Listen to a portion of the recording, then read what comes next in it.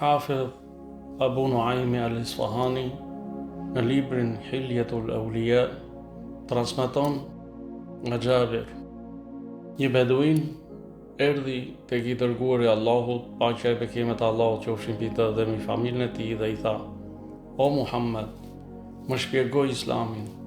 Profeti i tha: "Dëshmo se nuk ka Zot tjetër përveç Allahut, një dhe pa ortak, dhe se Muhamedi është rob dhe i dërguari i tij." Beduini e pyeti: "A më kërkon ndonjë shpërblim për këtë?" Profeti tha: "Jo, veç se dashuri ndaj të afërmit të mi."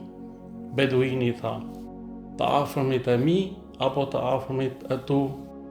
Profeti tha: "Të afërmit e mi." Beduini tha: "Më jep dorën që të jap besën." Mallkimi i Allahut qoftë mbi atë që nuk të do ty dhe të afërmit e tu. Profeti tha: "Amin."